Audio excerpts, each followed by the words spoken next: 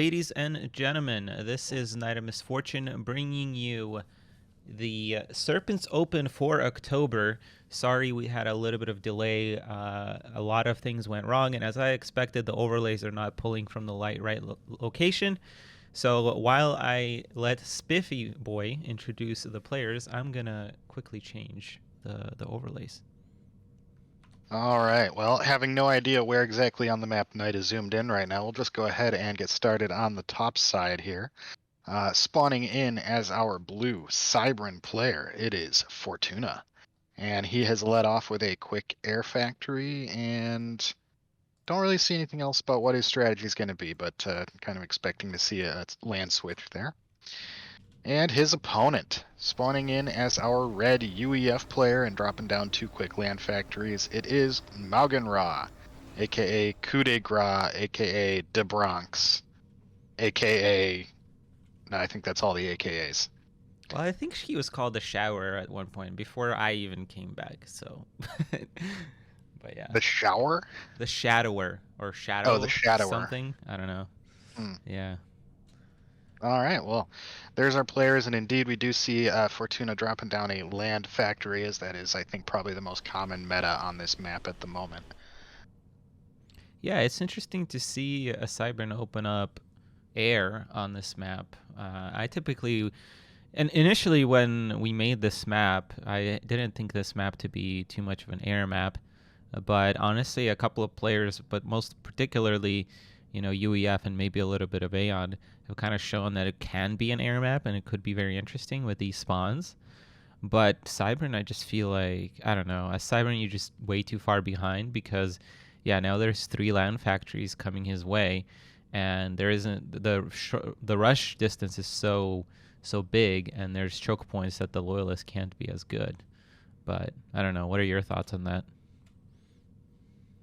Well, I mean, anytime you open up one air, one land, you're going to have to strike the right balance, because if your opponent has open land, you're going to be behind on land, and it's going to take a while for your air to get to a point where it can really do very much. And I think my concern here for Fortuna is that he has dumped a lot into his eco. Without, I mean, that second land factory is just getting thrown down right now, when he could have maybe skipped the last 2 mass extractors and gotten that factory down a little bit quicker. Now he's got P shields pushing towards him as well, which, similar to air, they take a long time to get up to a critical mass, but it's still annoying to deal with when you've only got 4 bots. Yeah, the one thing I will say though here, and I really quite like this for Fortuna, is that Magen did go P shields and he did spend a lot in anti-air, and Fortuna stopped air production. So this first push is going to be hard to stop, but if he does stop it, I think he will be in pretty good shape. Nice control K on the radar. Yeah, he's pulling back with his commander, though, and I'm wondering if he's just going to give up these 2 mass extractors in front. Maybe, but that just puts him way behind. And honestly, that probably was a mistake here. I don't think he should have expanded forward, especially scouting 3 land facts. Or maybe he scouted just 2, but I mean, it's a safe assumption that he's going to get a 3rd. The question is just the timing on it. I do like the PD coming up. There's no mobile missile launchers here yet. And yeah, he's just going to lose those 2. He needs to control K. I think he did manage to control K that first one. Okay. Yeah, so his timing is actually pretty good here. Will he get this one? No, yes, he does. I think he lost both. I'm pretty sure that was a control K, because there was no... I didn't see any units fire at it between that last little bit of red on the health bar and it dying. Well, Magen is going to pull back here. That's very interesting. Oh, there's an engineer on the right-hand side trying to do sneaky things. And yeah, wanted to say hi to people watching. Thank you for joining us. Again, sorry for the delay. Hello to Kenny. Thank you guys for watching and commenting. Nice to see everybody back. Hopefully we'll have a small but an exciting tournament. We have some cool players playing today, so it'll be interesting to see who manages to get to that season final slot. at the end of the day. Oh, look at that. Fortuna is taking those 2 mass extractors again. I don't know. Yeah, it seems a little silly with this army on his doorstep here that has MMLs in it now. He did capture the engineer on the right, so now he has a UEF engineer, but he's going to lose those mass extractors on that ledge now.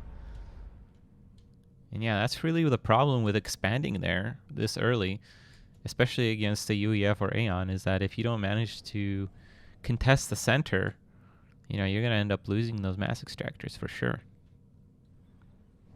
Well, that eco advantage is starting to play a role here as we're getting a 5th land factory down now.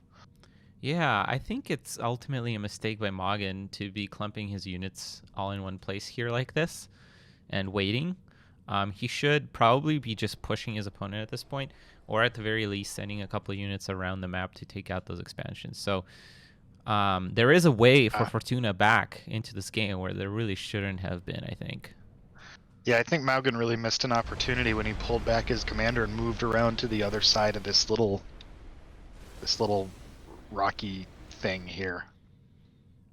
I was checking for Cobras because I was seeing a lot of missiles, but Fortuna just upgraded a lot of his factories with that. Oh, nice control K on the mass extractor on the bottom right by Mogin. And I do like this base setup here. The problem is again, it's kind of slow.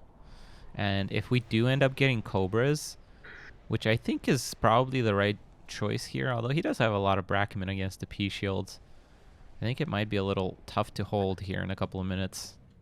That's getting to be quite a few P shields, though. I think Cobras are really needed here.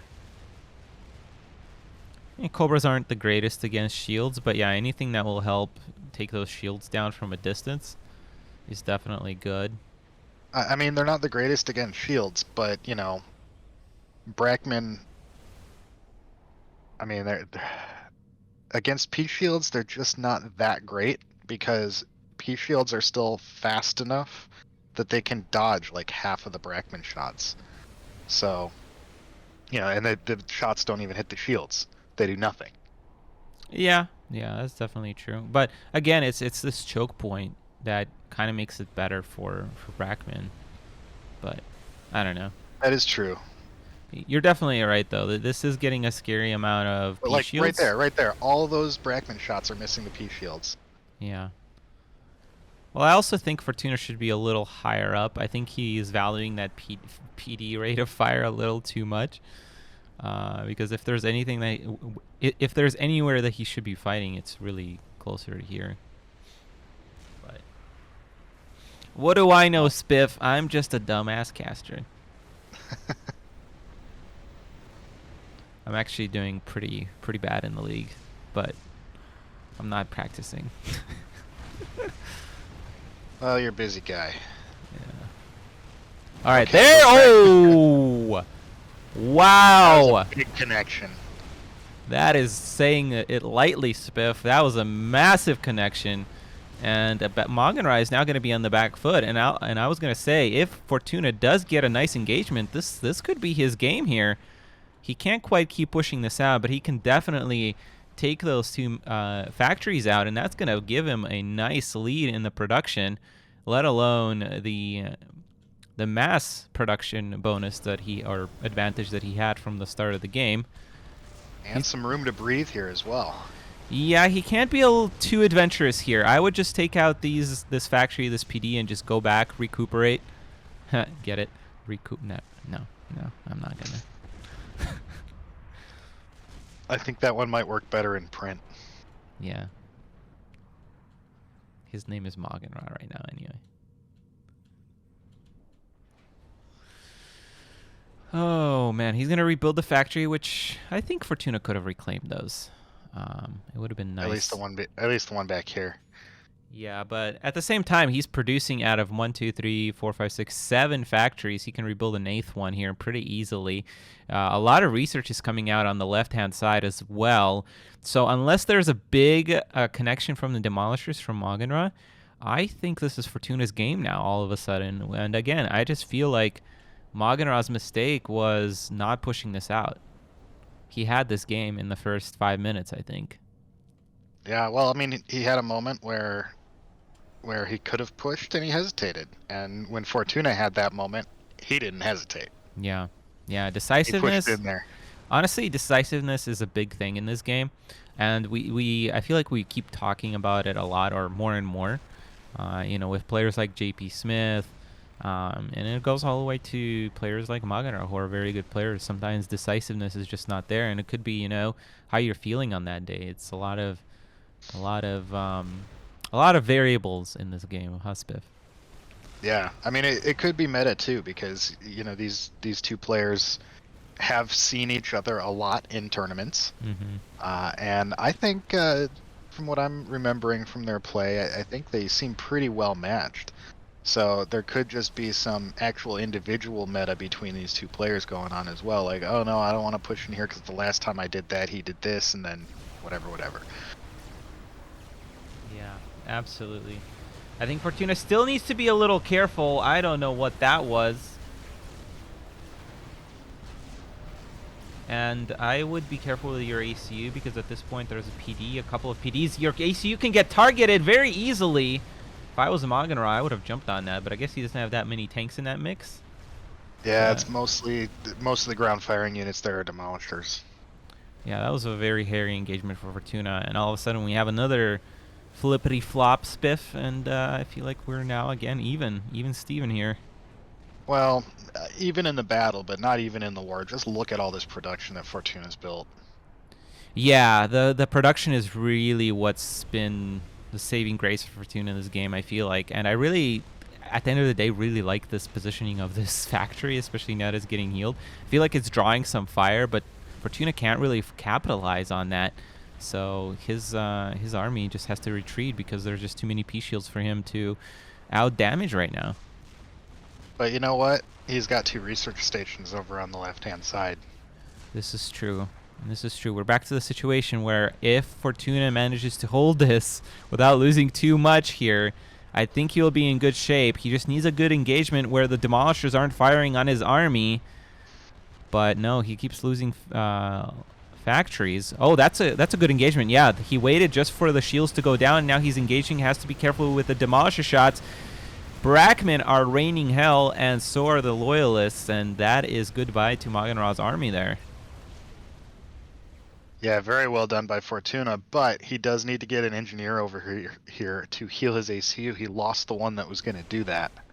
Yeah, and I still don't think he can push into 2 PDs here, even though he does have a pretty sizable army. It's actually 4 PDs about to become. And I think Magenra is spending too much on PDs now. He really wants to hold on to this position, and I don't really know why, because all Fortuna needs to do is just hold back, and I think that's the right decision. Maybe even just flank. I mean, this is a tough position to push in, but the production is just not there for Magen. We have 6 factories versus 1, 2, 3, 4. I think this is a perfect moment. We see Fortuna splitting his army in half here, roughly, but I think this is a perfect moment to just take like 10 bots. Yeah. And then run them into the back of the base and spread them out and just be annoying as hell. Absolutely. Yeah, I mean, I played a couple of games on this map, and I was in a similar situation, although I was playing a different faction, where I absolutely should have just split my army. And I don't know if it's tournament like thoughts or what, but sometimes you don't think of the obvious, and I guess it's easy for us to be talking about it. Looks like Fortuna doesn't want to flank too much. He just wants to try and engage this army outside of the range of the point defense. It's a nice micro, I do have to say. Yeah, this split of the army is going to be really nice. Very StarCrafty move, but it also helps deal with those demolishers. Yep, does manage to sneak that army past. And I just noticed as well, air production was turned back on, so that'll be a nice surprise. Yeah, I think the time is now. His mass production is definitely there. Not much of a surprise since Magenra put this radar down, but... Okay, now there are Mex guns, which I was about to say is, I mean, good in this situation, but honestly, it puts Magenra behind even more. Fortuna is not going to get enough killed here, but, you know, that's research that has been... That's a lot of research to be putting into stuff when your opponent is upgrading your army. And speaking of, where's Malgan's research been going? Well, it's been going. It got upgraded into mechs guns and demolishers. Or Mechs guns, I'm demolishers, sorry, and Fortuna. shields. Where's Fortuna's Yeah, research I mean been going? that's That's what I meant to that's say. that's a really good question because I was just looking at the loyalists. Well, now they're upgraded. Actually, they have some stars, but a second ago they didn't have any stars on them. So that is a good question. I would honestly like a megalith here. Megas and adapters would be great. Or just adapters, yeah, adapters or jump jets. Honestly, he's in the lead, so pretty much anything will work. I think. I If he think he's still a continues to little too control well. focused on Brackman for jump jets. Yeah, and I don't like this expansion again into this position. I don't know why both of these players are being so defensive when they're ahead in the game. We did just see another upgrade go down on those micro units, so I don't know if that was jump jets or what. Hello, petite honey boo boo. Bonjour, bonjour. How's France doing? Fortuna is finally healing his ACU. It's been like in red for the whole game. And Morgan has still not expanded to the left. He was just waiting until his base got, built up to where he was standing. Mm-hmm. He wasn't in a safe spot, so instead of retreating, he had to build a base around him. I guess makes sense. I do like Cobras, yeah. So I mean, I would just go Death Ball, honestly. Death Ball into maybe jump jets, and try to flank a little more because I think ultimately it did kind of work out. It got Maganar to freak out and spend his research on a useful item, but okay, all right. We're gonna have typical Morgan things here with P shields. Well, not P shields. What are they called?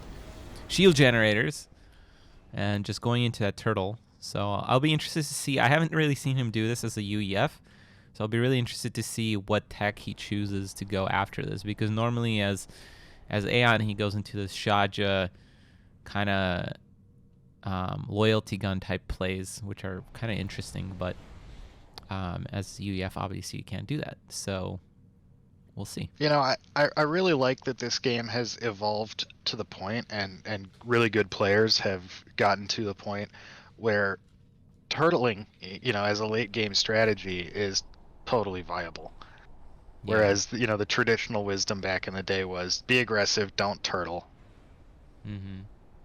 Well, honestly, the builds, even after the new patch came out, I think the builds were always favoring kind of spammy as opposed to turtling, because normally spam beats turtling. But yeah, you're absolutely right that I feel like the past 2 years, because we had a lot of tournaments and because a lot of players were playing because of the pandemic and whatnot, I feel like the skill level just increased to where you do have to kind of turtle to save your butt sometimes, and that's what Morgan is doing. And it isn't a bad build, I don't think. Oh, nice jump jet here. We're probably gonna see unit Dedo. What is this? Wait, where's he jump jetting? I think he's searching for the ACU. No, because that's a bunch of Brackman. They wouldn't kill an ACU that fast. I think it's just a distraction. Did you see Morgan upgrading anti-air in response to that? What is this game? I think this is a mistake by Fortuna, though. He's splitting his army too much. All that Morgan has to do now is just counter push, I think. Ooh, afterburners.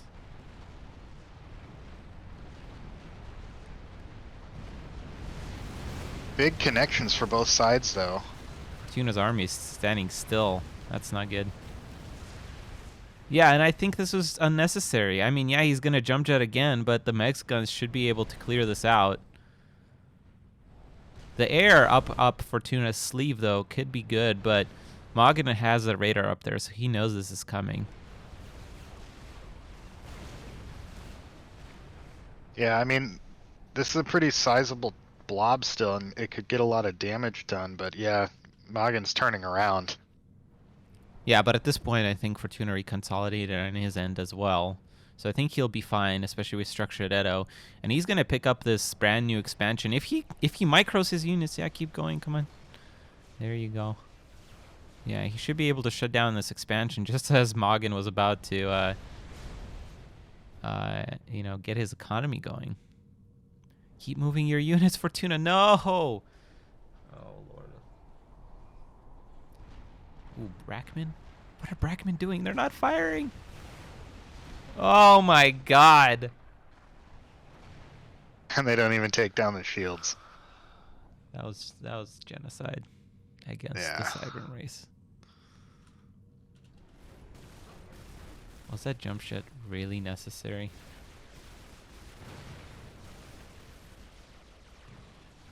I mean, it did get some damage done. He's killing mass extractors. Yeah, thanks to... Unfortunately, they're the newest mass extractors, not the veteran ones. Yeah. Well, I mean, that's good, I think. I think any mass extractor kill is good here for Fortuna. Well, definitely, but it's yeah. not the juiciest ones he could have killed, though. And there's a lot of research for Fortuna that has been out for a really long time. And honestly, besides stars, we haven't really seen anything. Do we have overcharge? Is that why Fortuna is bringing his ACU forward? I don't know. I don't think overcharge Whoa, is that good. Fortuna! Oh, yeah, he's got the ACU speed upgrade, so yeah, I think he's working towards overcharge. Which, I don't know, it's not that great against P shields, is it? I mean... You gotta time it just right. These are relatively low army counts, so I would say it's fine. Oh, what is... No. Okay, thank God. Yeah, I would start using that air for sure. Oh shit, I didn't even see that. How did I not see that? It's still early.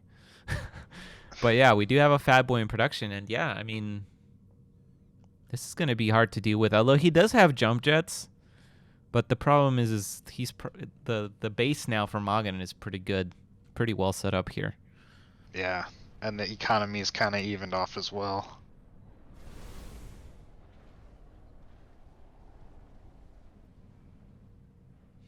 Wait, what about France's electricity price? How did we get to that?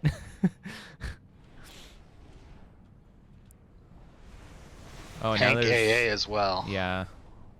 Yeah, that air is gonna... Yeah, and I mean, I like what Fortuna is trying to do.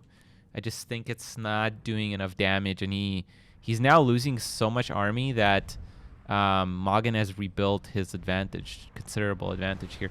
Micro! There's shields on the Loyalists, by the way. What is this? This is an opportunity for Fortuna, though. Oh no, he's gonna go for the army. No. You go for the Fat Boy. Oh, nice Unidetto though. What? And he gets the gantry as well. Oh, that's really massive, actually. That is massive, although he still doesn't have enough army here. He's sending in everything in a desperate attempt to clean up this base, but I don't know if he's going to get it all. Yeah, and that's sometimes the trap you fall into, is you feel like you have advantage, but against a turtle build like this, you really can't keep pushing like this. Fortuna, you're going to lose your advantage again.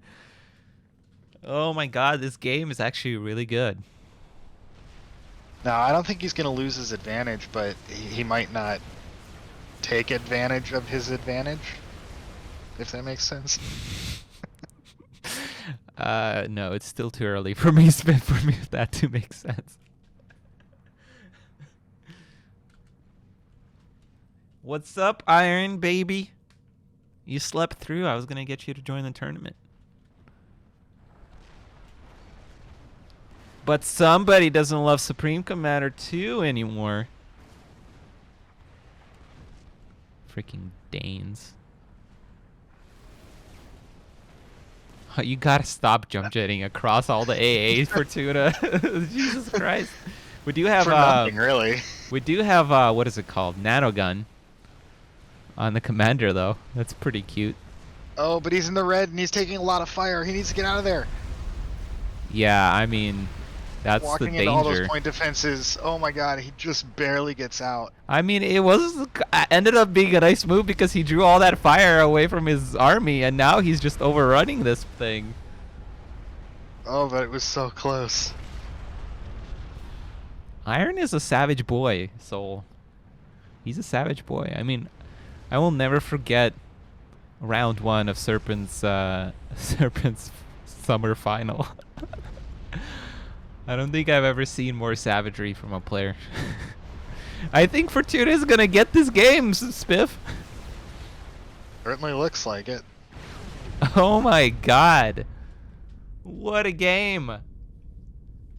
Guys, 30-minute game to start the day. I know, and there was so many twists and turns, guys. I was not prepared. I was not prepared for this level of amazingness this morning.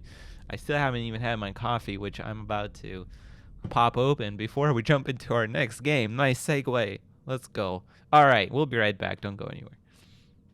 Welcome back, ladies and gentlemen, to Game 2 of this insane Round 1 matchup. We are on Mirror Island, and I will pass it on to Spiff for the first player introduction. All right, we'll start on the north side here. Spawning in once again as our red UEF player and sending his commander off to the left immediately, it is Maugan Ra, aka DeBronx, aka bunch of other stuff. And Nite, who is his opponent? His opponent on the bottom left, opening up with a double air factory. It is our blue Cyber commander, Fortuna. And yeah, I think this is a bad Fortuna map for Cyber. Yeah.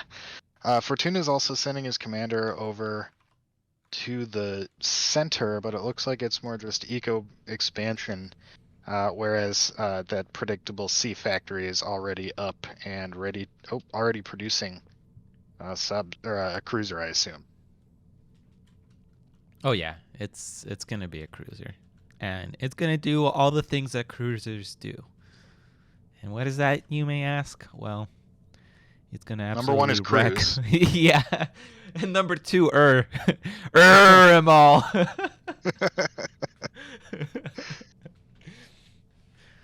Oh man. It's only one cruiser though versus 5 planes out so far. There's gonna be an air factory here. If Morgan plays this correctly, there needs to be an air factory here. Well, I mean, you can go without an air factory too if Fortuna just completely wastes his fighters, but you know. Well, we can excuse him losing that first one because it was the scout. Okay, all right, fine. You're being way too generous, Biff. I mean, when you send a plane out to scout, you kind of assume it's dead already, right? Yeah, but against this opening, there's no anti-air, there's no planes, there's nothing that can possibly track this down, and you need every single plane to start sniping these boats. Boats.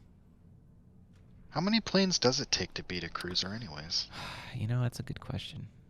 Well, let's think about this logically. There is 2,500. No, hang on. There's about 3,500 on the mass extractor and 3,500-ish on the mastodon. So probably around 16, 17 planes. Yeah, that sounds about right. And they regen health pretty quickly, actually. Yeah, but the cruisers do have pretty nice AA. Look, 2 of them fall here. The second cruiser is going to join. Yeah, you really have to take care of the first cruiser before the second one arrives. That's absolutely key here, I think. And yeah, now he's going to waste a bombing run, overkilling that cruiser. Actually, does manage to get out another a bombing run on the second one, but yeah, now there's only four of these Geminis left. And the really brutal thing about the cruiser is it can fire its tactical missiles and its AA at the same time. Yeah, and in this situation, you really either gotta go into gunships right away and just try to amass enough of them, or yeah, you really have to pick off that first cruiser. I mean, I feel like this is not winnable anymore, especially with almost 3 mass extractors now having gone down.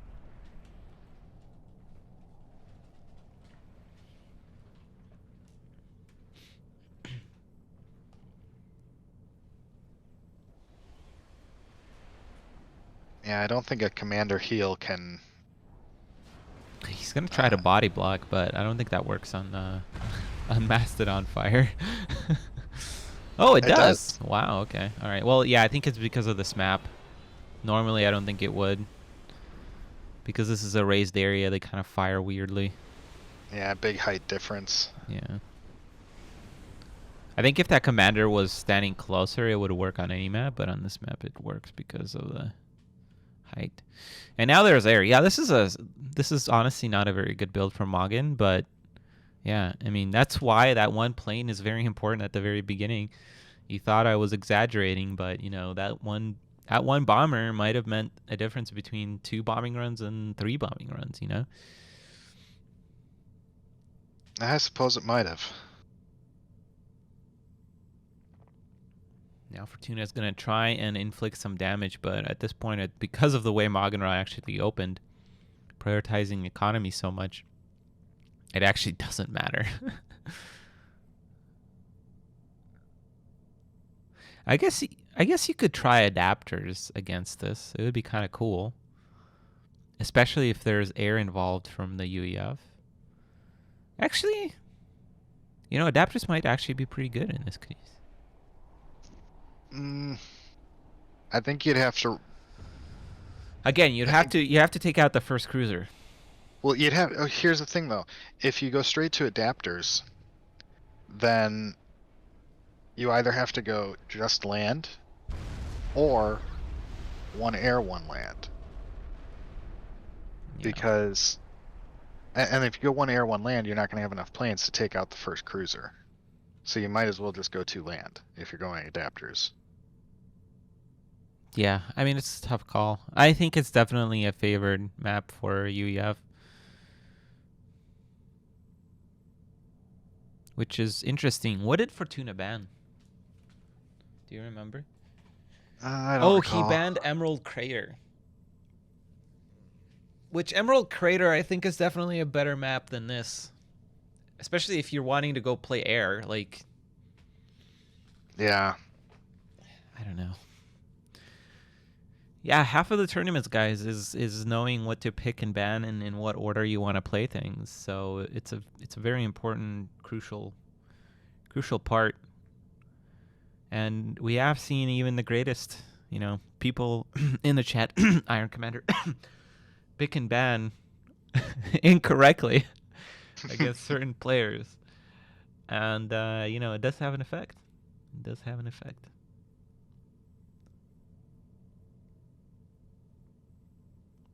He's going to hate me for that one. But I think he knows. All right, well. If Fortuna doesn't control K here, this game actually will go on for a while. Yeah, I mean, Fortuna's just moved to the edges of the map where the cruisers can't get him. Good thing UAF boats can't walk. Yeah. Yeah. Well, at this point, we're just going to wait until Magenra wins air and then builds up enough bombers. Because if Fortuna brings this even remotely close to being an even game, there's going to be not even one, but probably a succession of mistakes by Magenra. Yeah, I don't really know what Fortuna's plan is from here. The plan is to try and get some economy, which... But then what? And maybe restart your air production. I think that's the only chance he's got. Or again, he could go into adapters. He could go into adapters and maybe a mega. But that's way too far off, obviously. He's not even making air anymore. So yeah, I don't know.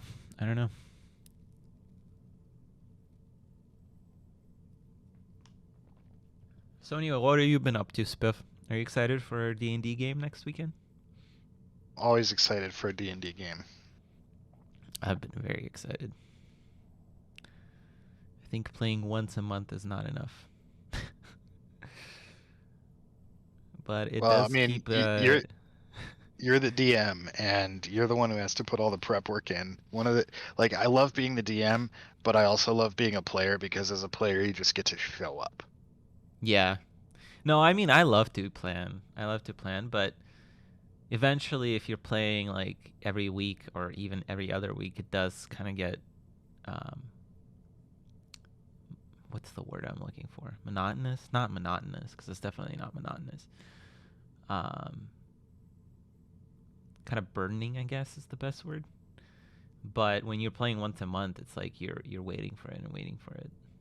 Yeah. So I guess you need a nice balance. Maybe 1 month 1 game, another month 2 games. Maybe that would be a nice balance. I don't know. I haven't figured it out yet. All right, air engagement, and I really hope once Magnar wins this, we have a control K.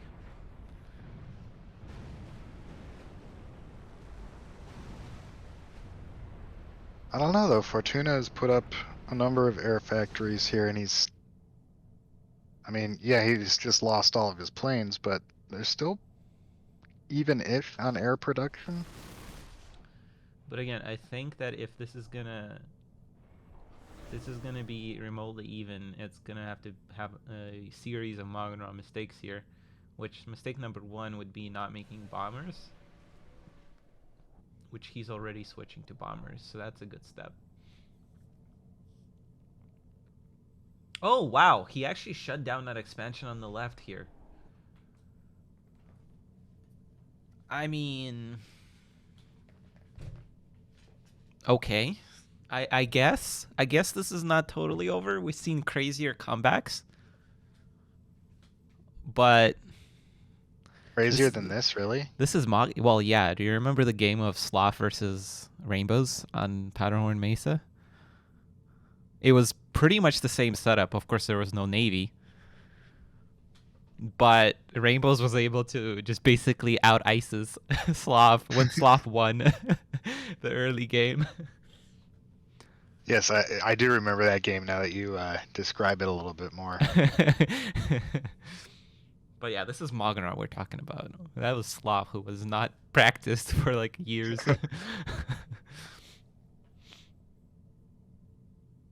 Yeah, I think what Sloth's mistake there was not making air. I think once he took out the base, he definitely needed to make air. And Magnar obviously is doing that here, so I don't see how Fortuna can win this. Even having this many air production, he just doesn't have enough air to take a straight up fight versus Magen. And if we look at research, that's another factor here. Well, actually, he's gonna lose his air here again, though. It's hard without a radar, man. It's hard. Oof. And that's not even losing air. That's just having your air massacred. I don't think those Geminis got a single shot off against the Wasps. Yeah. And yeah, I think this is that's really the death knell right there. I mean, there's no way back into this game for Fortuna. Yeah. Yeah, he's gonna lose his expansions down at the bottom, which is really his core mexes at this point. And honestly, Magen should just go look for the commander and snipe. Oh yeah, he could do that, but there's water, which would be really annoying. But I do think that Magen did not have a good build. He built way too many cruisers, and he didn't get air fast enough. I think if he got air faster, this game would have been over by now. Because he prioritized expansion, and somehow he lost a lot of his expansion. Which shouldn't happen in a game like this, I feel like.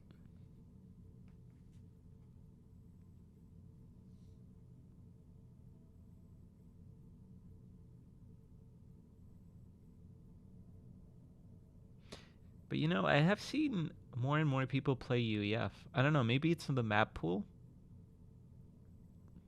Or maybe it's Jwix's teachings or Jwix's motivation that got everybody to play UEF.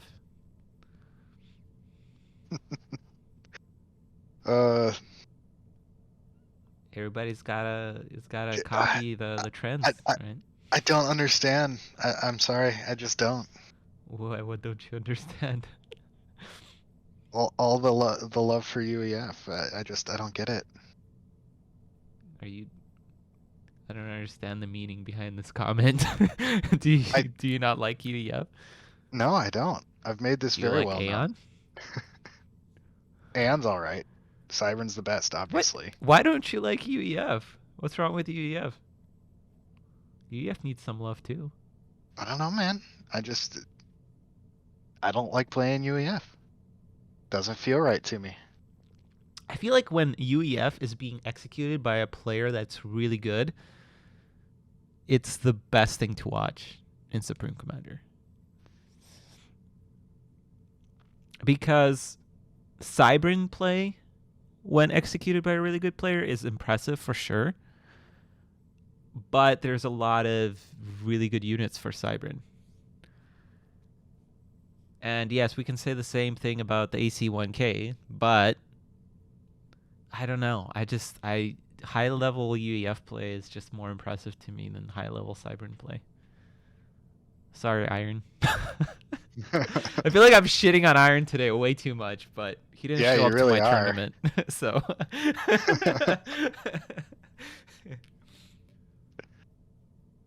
Jeez.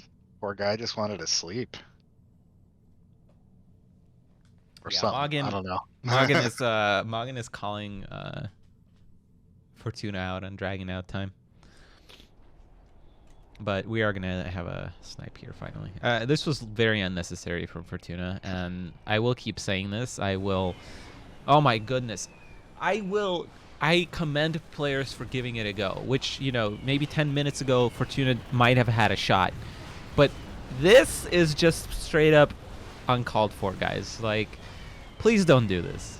Once you've lost, control K, own your losses, own your wins. And let's have tournaments that people don't complain about waiting too long, because people do complain. And this is why sometimes. Other times it's other things, but a lot of times it's this. Anyway, guys, thank you for watching. We're going to jump to round 2. Sorry to end it on that note. I think it was very well played by both players in the end. Fortuna just absolutely went crazy in game 1. So I think a 1-1 tie here is definitely deserving. And both these players still have a really good chance in this tournament. So we're going to go to round 2. We'll be right back in just a moment. If you're still watching, give a thumbs up to this video. If you liked the video, leave a comment. If you loved the video, please subscribe. And if you are blown away by it, check out my Patreon page. This has been Nite. Take care and peace out.